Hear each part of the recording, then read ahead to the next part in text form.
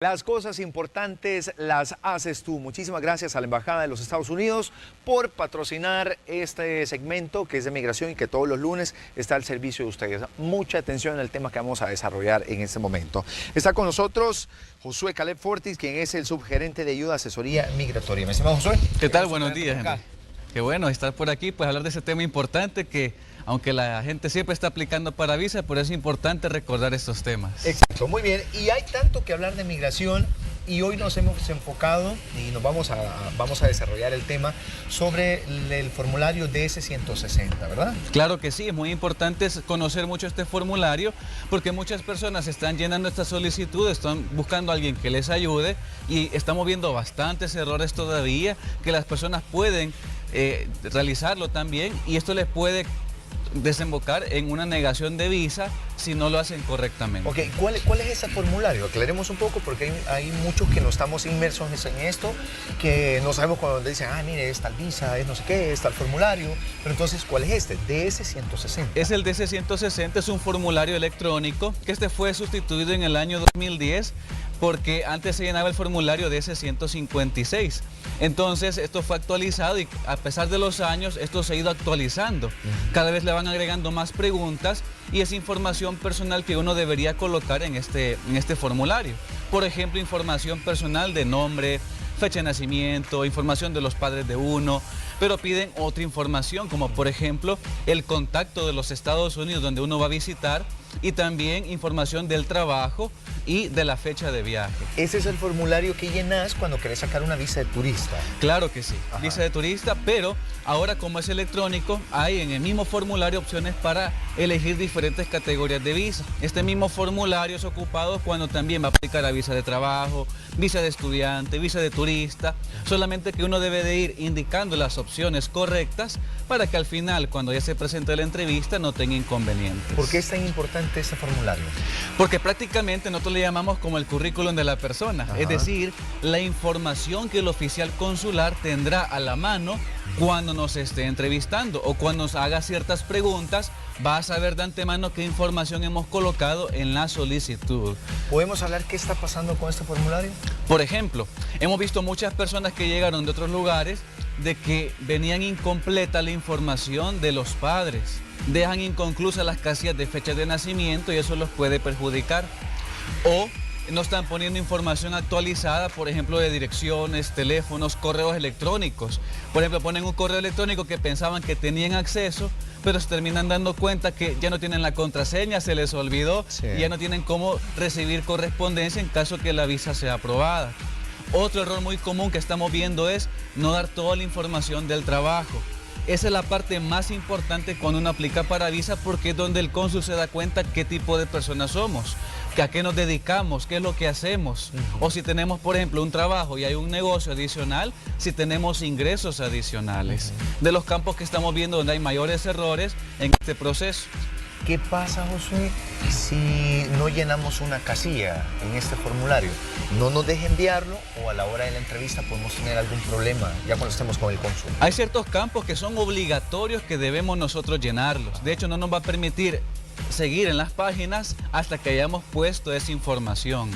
Pero en otras situaciones, por ejemplo, en ciertas preguntas hay que poner una explicación. Hay preguntas de seguridad que han ido actualizando y ahora una de las preguntas es, por ejemplo, si alguna vez ha estado ilegal o ha sido deportado de otros países, no solamente de Estados Unidos, o del mismo Estados Unidos si alguna vez ha estado ilegal o si ha sido deportado.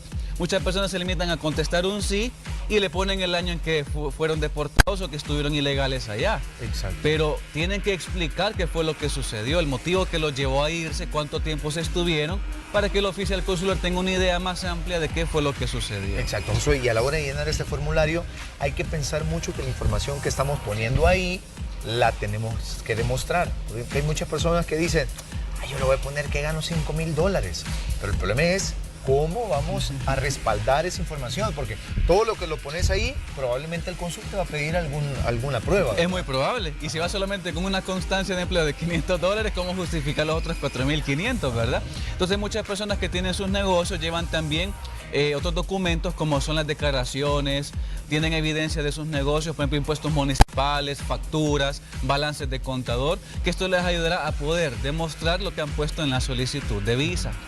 Algo importante es que cuando llenen la solicitud ponga la cantidad completa. Muchas veces ponemos que tenemos el empleo y ingresos adicionales, pero solo ponemos lo que decía la constancia. Ajá. Entonces es importante en la casilla del ingreso mensual es que ampliemos esa cantidad al total que nosotros recibimos mensualmente. Ese ingreso mensual puede ser alguna tienda que tengas en tu casa, si rentas algún cuarto, me imagino que también, ¿verdad? Claro que sí. Por ejemplo, hay personas que son arquitectos, o son ingenieros, o son otro tipo de profesión, médicos. Tienen su profesión, trabajan en cierto lugar, pero aparte tienen sus clínicas, tienen sus oficinas, hacen servicios profesionales o tienen alquiler de propiedades. Entonces ya tienen sus contratos, como también justificar esos ingresos extra. Ahora, ¿por qué es tan necesario que la persona que digita este formulario sepa hablar inglés? Porque ahora el formulario es estrictamente en inglés que debe de enviarse. Cuando se implementó este nuevo formulario, el DC-160, ya por el año 2010, todavía los aceptaban que alguna información fuera en español. Pero a partir del año 2012 hasta la fecha, es obligación que toda la información vaya en inglés. Es importante no solamente poner en Google cierta información y traducirlo directamente, porque muchas veces ese inglés no es fiable, ¿verdad? Porque es bien robotizado, se podría decir, y no muy entendible cuando el cónsul quiera leerlo. Así que es bueno que quizás uno pueda digitarlo bien, o si alguien le va a ayudar, que comprenda qué información se puso allí. ¿Hay alguna, como un ítem dentro de este formulario y es cuando te dice que explique brevemente a qué te dedicas?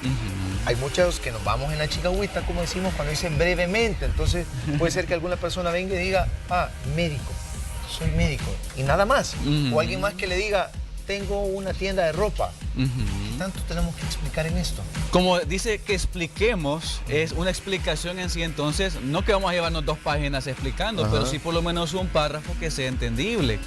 Por ejemplo, tiene usted una profesión, coloque esa profesión, el estudio que usted ya ha realizado.